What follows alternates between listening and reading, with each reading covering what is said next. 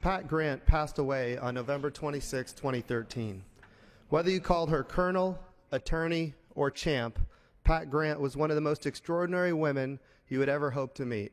She dominated women's golf in Oklahoma during the 1930s and 1940s.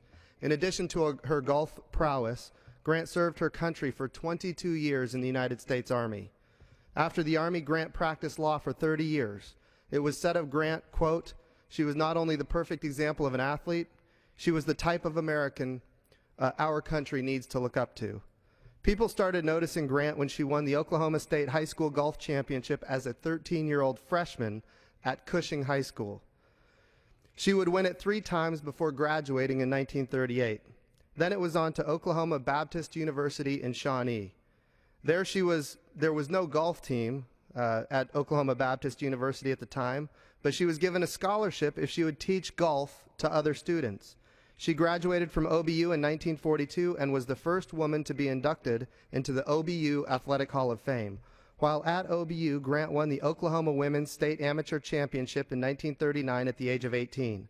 In 1940, at Indian Hills Country Club in Tulsa, Oklahoma, Grant won the state championship again. Her 3rd straight championship came at Southern Hills Country Club in Tulsa, Oklahoma.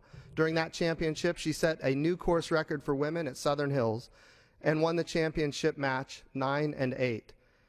She held on to the trophy for the 4th straight year with a 7-6 win in Shawnee. The legend was beginning to take shape. Grant became known for hitting long, booming drives, some as long as 250 yards. It was rumored that sometimes she even talked to her golf ball. There was no state championship in 1943, 1944, or 1945 because of World War II. But when play resumed in 1946, Grant won the state amateur championship again. With that victory, Grant became the only person in Oklahoma history to win the state championship 5 years in a row. That record still stands today.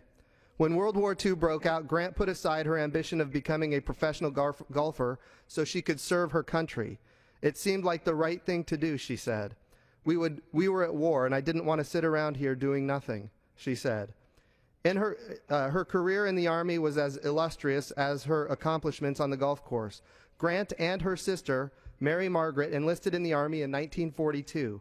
Grant went into the Women's Army Corps, and Mary enlisted in the Army Nurse Corps. Grant was commissioned as a lieutenant in April 1943. While in the military, Grant held duty assignments all over the globe, including assisting the chief legal counsel during the Nuremberg trials. Grant also served as the personal escort to Eleanor Roosevelt when the former First Lady toured Germany in 1948.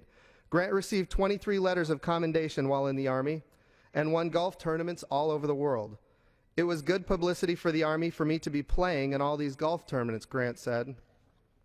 "It was great for me because the Army was paying my way. That's what you call a win-win," she said. In 1965, after 22 years of active duty, Grant retired from the Army with the rank of lieutenant colonel. She was one of only 60 women to attain such a rank at that time.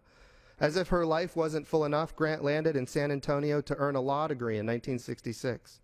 Just as she protected her country, Grant fought for rights and justice through her family law practice.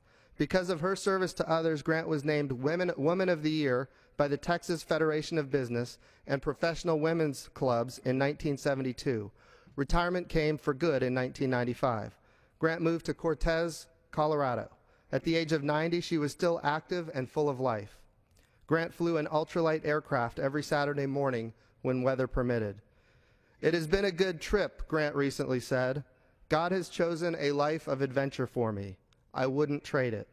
Grant loved God, and she loved her neighbor, and spent her life dedicated to family, friends, and country.